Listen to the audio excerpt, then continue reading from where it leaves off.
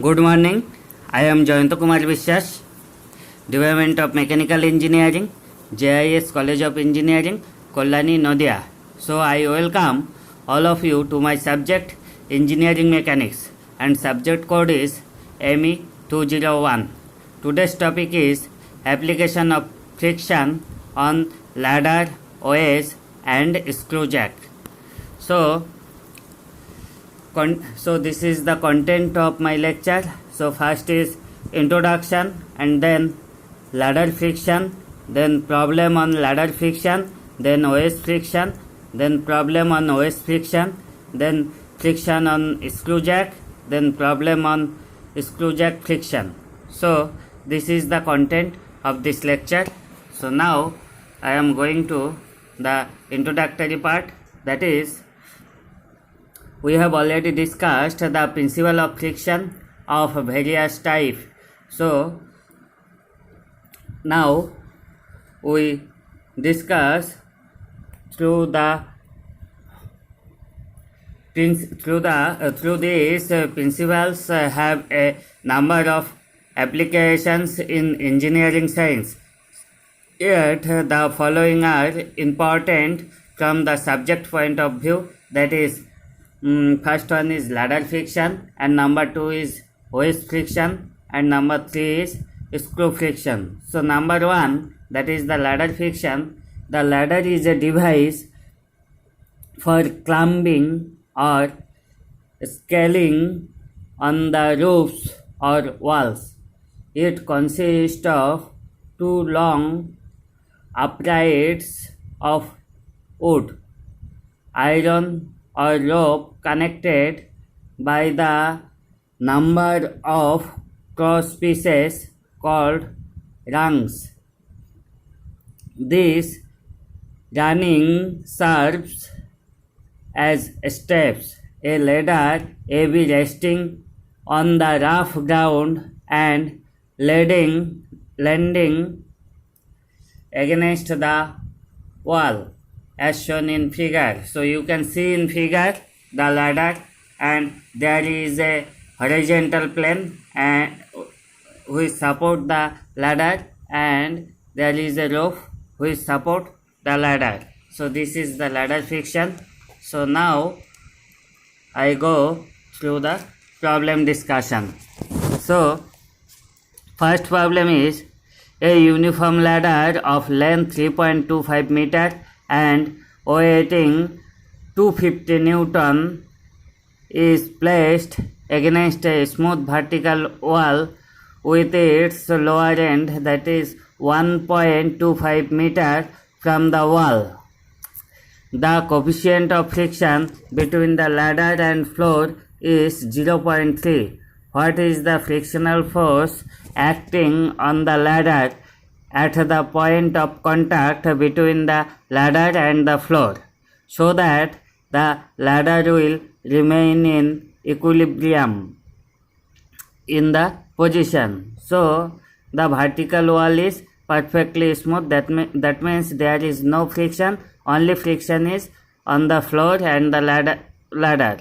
So, and the value is, this value is 0.3. So the given data, that is length of the ladder L, that is 3.25 meter, and weight of the ladder W, that is 250 Newton, and distance between the lower end of the ladder and wall, that is 1.25 meter, and coefficient of friction between the ladder and floor, that is mu F, that is equals to 0.3. So friction force acting on the ladder, that is the force, that is F and F, small f. So F equals to the frictional force acting on the ladder at the point of contact between the ladder and the floor, and RF is the normal reaction at the floor. So now the ladder is placed against a smooth vertical wall. Therefore there will be no friction at the point of contact between the ladder and wall. So resolving the force vertically, we get the ladder is placed against a small vertical wall, therefore there will be no friction at the point of contact between the ladder and wall. So the resolving the vertical force, that means summation of vertical force, that is equals to Rf minus 250 equals to 0. That means Rf equals to 250 Newton. So from the geometry we can write the BC equals to under root of 3.25 square minus 1.25 square. So BC equals to 3 meter. So BC is the height which is from the base point to the ladder connected on the vertical wall, the point where the ladder connected on the vertical wall. So now taking moment from B and equating the same, that is F into 3, that is the moment, equals to Rf into 1.25. So Rf into 1.25, that is the perpendicular distance, and minus 250, the force which is acting in the middle, into the perpendicular distance, that is 0.625. So finally F equals to 156.2 by 3, that is equals to 52.1 Newton. So this is the frictional force. Now we go for the second problem. So second problem is the OS is so this is OS friction, this is not problem. So this is the OS friction. What is OS? A OS is usually of a triangular or trapezoidal in cross section. It is generally used for slight adjustment in the position of the body, for tightening fit or key of the shaft. Sometimes a OS is also used for lifting heavy weight, as shown in figure. So you can see the OS is using for lifting a body upward direction. So we divided two parts, the body part, that is figure number A. So force on the body, that is DEFG, and the OS part, that is the second figure, that is force on the OS, that is ABC. ABC is the OS. So for the body part, that means force on the body, that is DEFG. So it will interesting to know that the problems of OS are basically the problems of equilibrium on inclined planes. So thus these problems may be solved either by the equilibrium method or by applying Lami's theorem. Now consider a OS ABC which is used to lift the body DEFG. You can see in figure DEFG is the body. So OS is used to lift the body DEFG. So now consider W equals to weight of the body DEFG, and P equals to force required to lift the body, and mu equals to coefficient of friction. So the plane AB, AC and DE such that tan phi equals to mu. So a little consideration will show that when the force is sufficient to lift the body, the sliding wall takes place along three planes, that is AB, AC and DE. Will also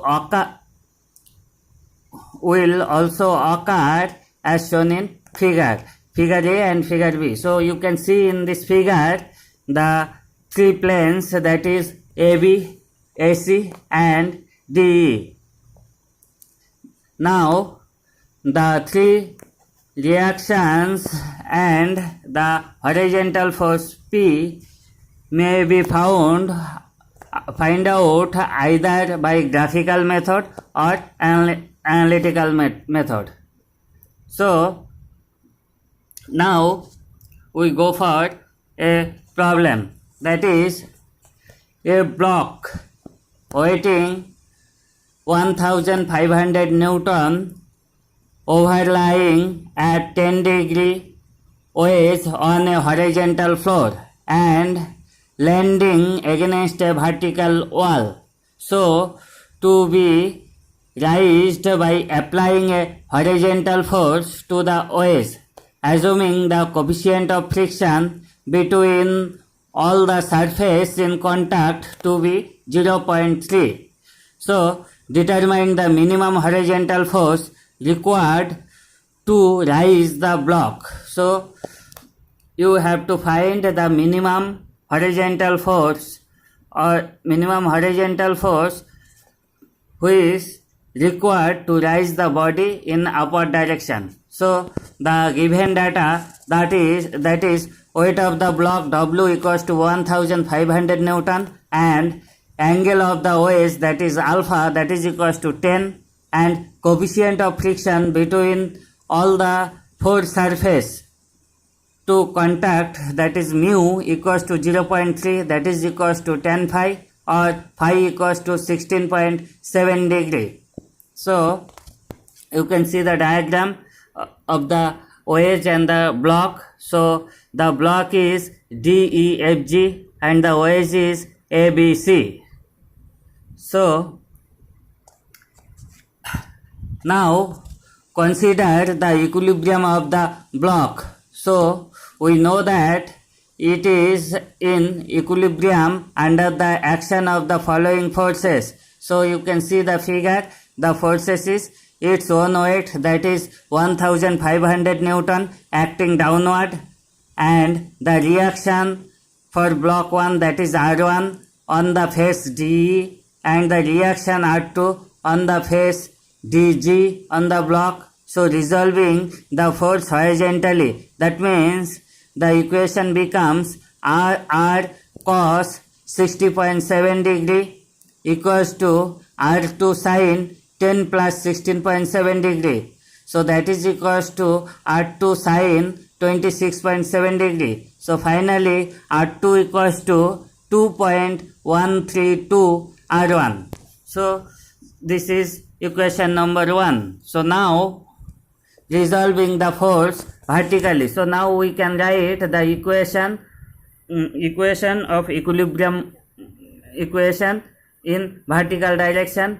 That means summation of Fy should be 0. That means R1 sin 16.7 degree plus 1500 equals to R2 cos 20 degree plus 16.7 degree, that is equals to R2 cos 26.7 degree. So finally we can write R1 equals to 927.3 Newton. So now we put this value in equation number 1 and we get R2, that is equals to 1977 Newton. So we got two value.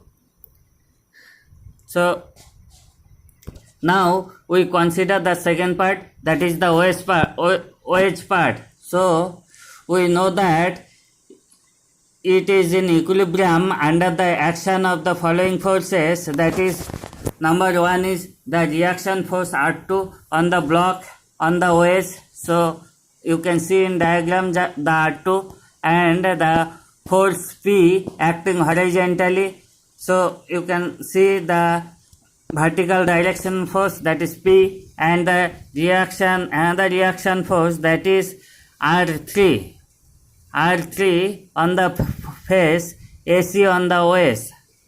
So now resolving the force vertically, so we can write the equation R3 cos 16.7 degree equals to R2 cos 10 degree plus 16.7 degree. So that is equals to R2 cos 26.7 degree. So finally we got R3 equals to 1766.2 by 0.9578. So finally R3 equals to 1844 Newton. And now resolving the force horizontally. So we can write P equals to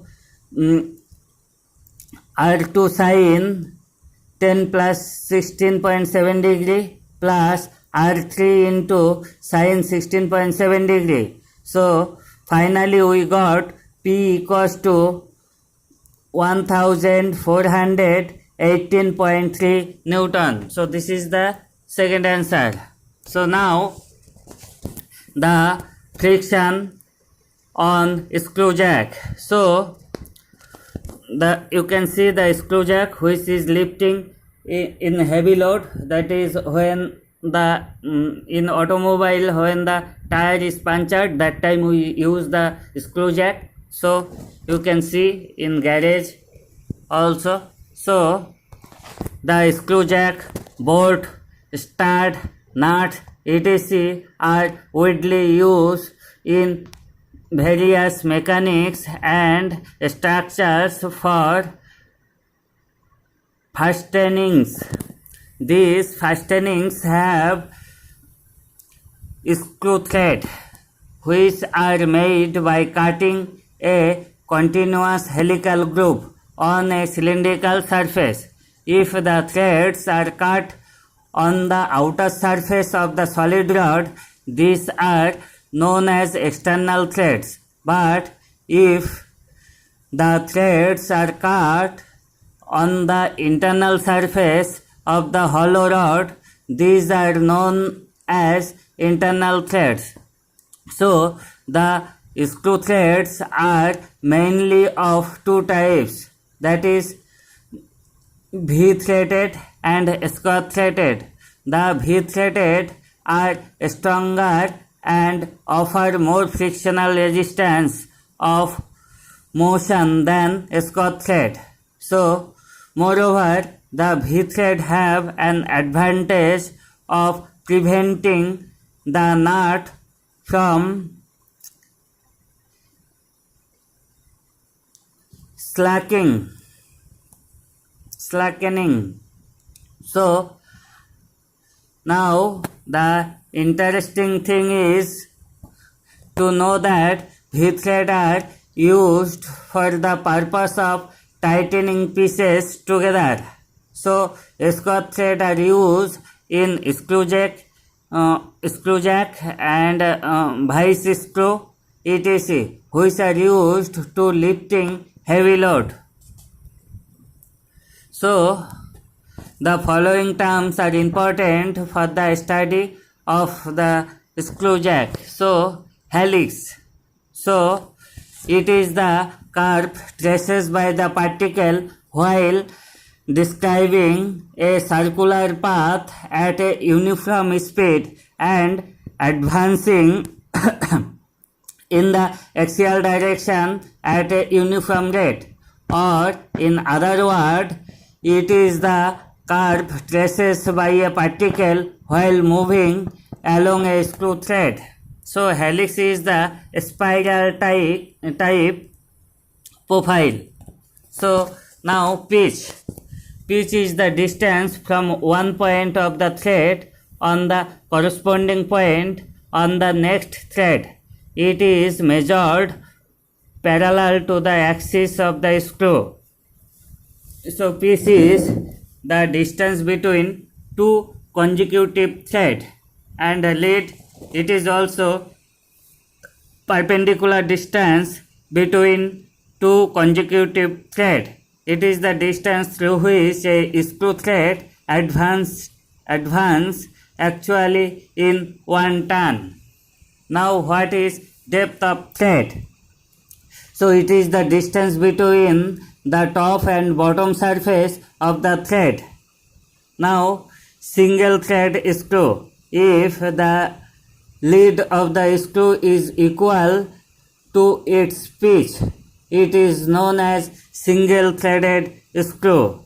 And multi-threaded screw if more than one threaded or are cut in one lead distance of a screw. It is known as multi-threaded screw.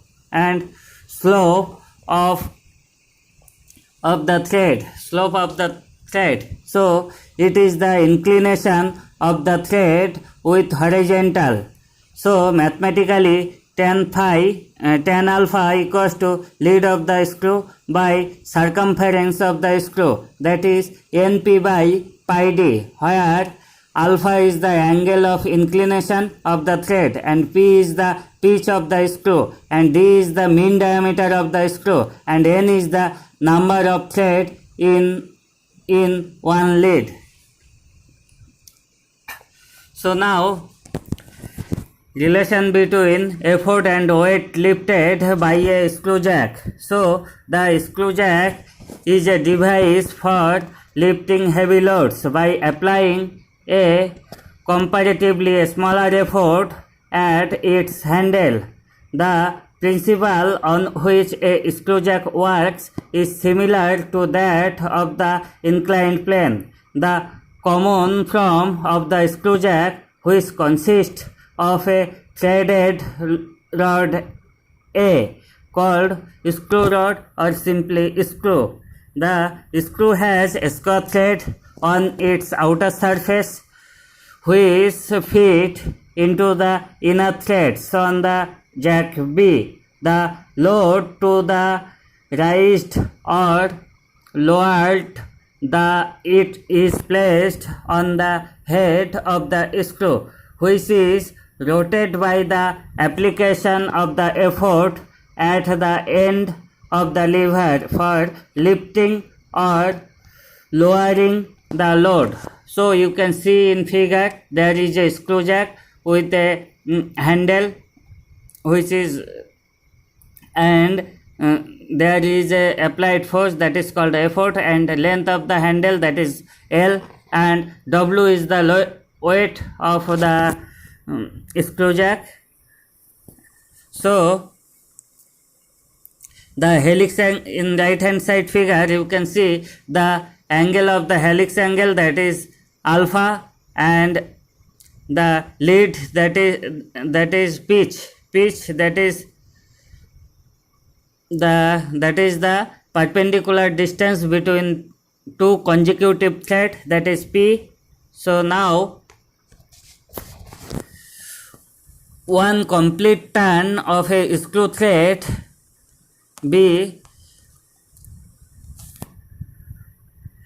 equal to the pi d. So from the geometry or the figure we can write the tan alpha equals to P by pi d, that is equals to P by 2 pi r, where d equals to 2r.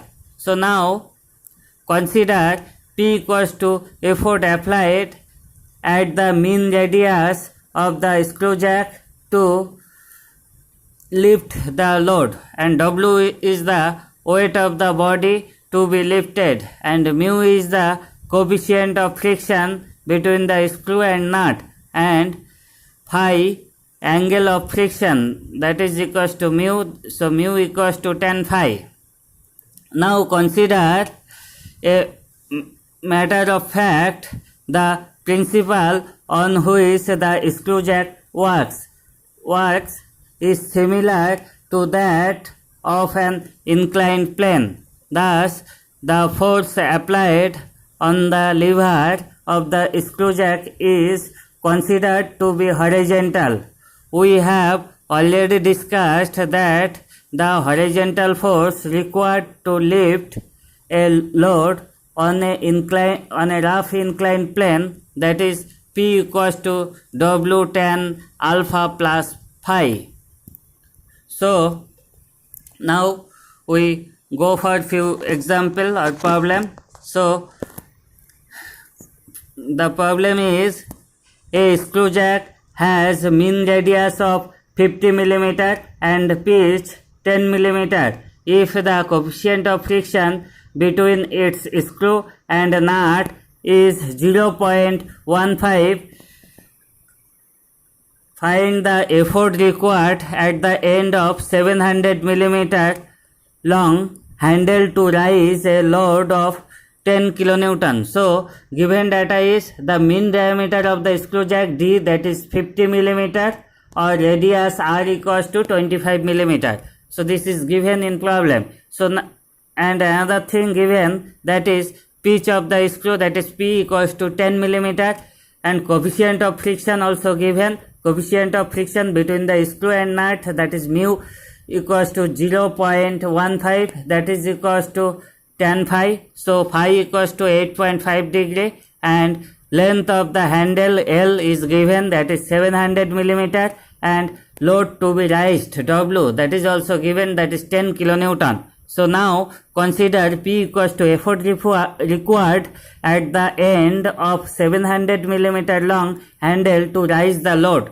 and alpha equals to the Halley's angle. So we can write tan alpha equals to P by pi D. So that is equals to 10 by pi into D. So finally tan alpha equals to 0.0637, or alpha equals to tan inverse 0.0637, and finally alpha equals to 3.6 degree.